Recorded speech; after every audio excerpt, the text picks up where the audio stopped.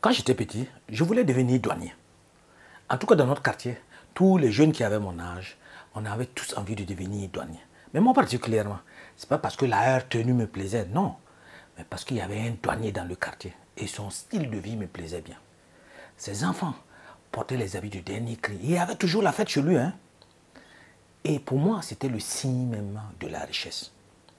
Mais ce que j'ignorais, c'est qu'en réalité, ce sont les avantages de son poste qui lui conféraient cela. Dans cette vidéo, je vais essayer de partager avec toi 4 erreurs qu'il ne faut pas commettre sur le lieu de travail. Parce que ça peut même te coûter cher. Ça va payer cash. Il y a de ces erreurs-là, ça peut porter à la radiation. On t'interdit totalement d'exercer dans la fonction publique encore. Ou même, tu peux te retrouver en prison. La première des erreurs à ne pas commettre sur son lieu de travail, c'est de ne pas ouvrir une activité dans l'activité. Je m'explique. Quand je parle d'ouvrir une activité dans l'activité, c'est quoi? C'est le cas, par exemple, de ceux-là qui vont aller travailler dans une activité particulière.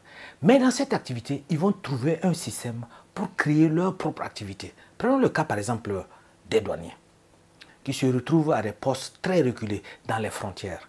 Mais ils organisent, ils ont un système de raquettes qui est mis en place. Toute personne qui va franchir la frontière va laisser quelque chose. Les marchandises qui arrivent pour rentrer dans le pays vont être déclarées. Donc, ils vont utiliser le système justement pour pouvoir racketter, que ce soit les commerçants qui sont en train de faire rentrer leurs différentes marchandises. C'est ça que j'appelle ouvrir une activité dans une activité. Tu le retrouves également dans des sphères beaucoup plus élevées. Tu vas arriver, il y a des postes de travail, par exemple, où on fait des appels d'offres. Et ces appels d'offres-là sont soumis à candidature, c'est-à-dire les gens postulent pour participer à l'appel d'offres. Et généralement, ce sont des marchés d'État. Et dans ces différents marchés, il y a différentes propositions. Et comme on dit, il y a un pourcentage à laisser. Si tu veux que la commission justement qui va siéger, statuer justement pour savoir qui offre moins et qui offre plus pour donner le marché, il y a quelque chose à laisser. Il y a le pourcentage.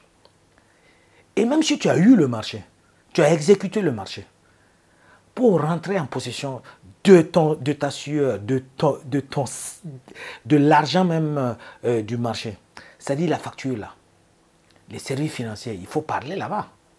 Il faut laisser également pour qu'on puisse traiter rapidement ta facture, pour qu'on traite ta facture de telle sorte que ça sorte vite, que tu puisses avoir l'argent. Ça, ce sont des cas qui se voient tous les jours. Même dans de petites activités comme ça. Tu as un restaurant ou même tu as une société de construction par exemple. Mais dans le restaurant, tu verras qu'il y a des employés qui vont essayer justement de soutirer à gauche, à droite la marchandise que tu es en train de payer. Ils sont en train d'ouvrir leur propre activité dans ton activité.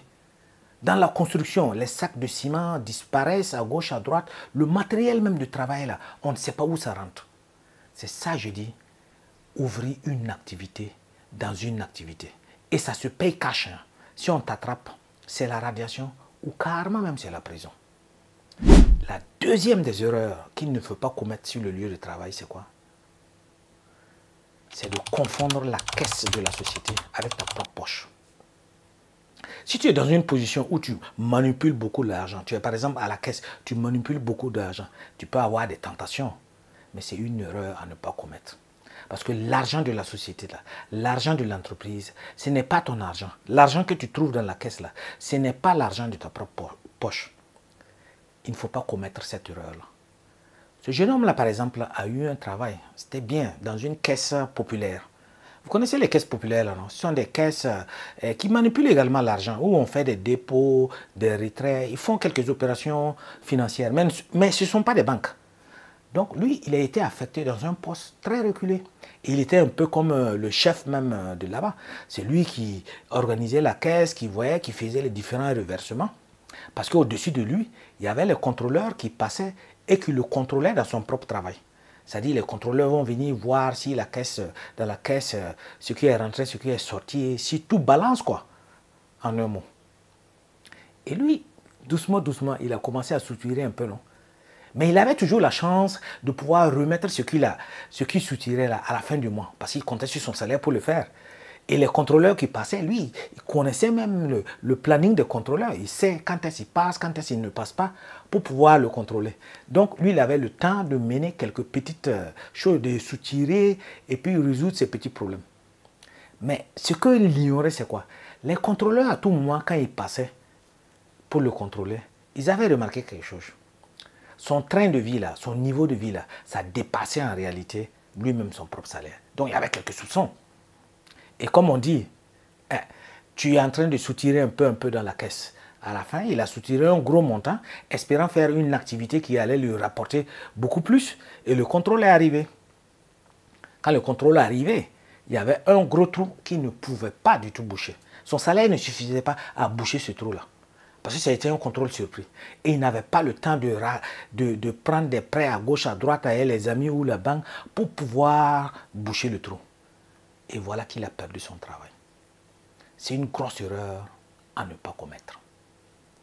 La troisième des erreurs à ne pas commettre sur son lieu de travail. Pardon, cette erreur-là, surtout ceux qui parlent beaucoup. Votre vie sentimentale, là, ne l'expliquez pas. Vos histoires de famille, ce qui se passe dans votre famille, là, il ne faut pas divulguer ça à gauche, à droite. Parce que cela va se retourner contre toi. En bonne foi, tu vas aller expliquer un problème à un collègue en pensant que c'est au seul que tu es en train d'expliquer. En réalité, tu es en train d'expliquer carrément à toute personne qui travaille dans cette société. Ce gars, par exemple, il a eu la malchance que sa fille a été violentée par un voisin. Donc, la fille qui était, c'est vrai, c'est une mineure, et le voisin également, c'était quelqu'un qui n'était pas tout à fait avec ses facultés mentales. Donc, ce jeune homme a abusé de sa propre fille. Et il était obligé de secourir la fille, partir à l'hôpital, justement. Mais dans son chagrin, dans sa douleur, il a expliqué ça.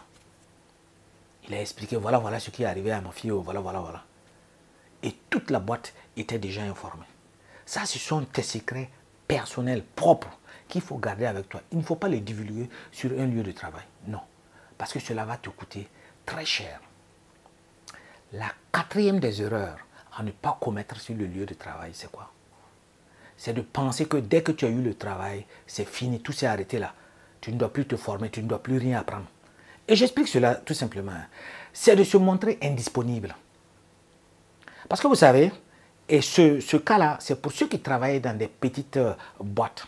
Généralement, dans les petites entreprises, on a besoin de quelqu'un qui sait un peu tout faire, qui sait faire un peu là, qui est multitâche en réalité.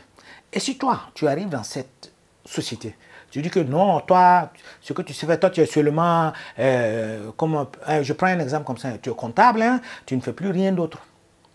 Mais tu auras des difficultés dans cette société. Pourquoi?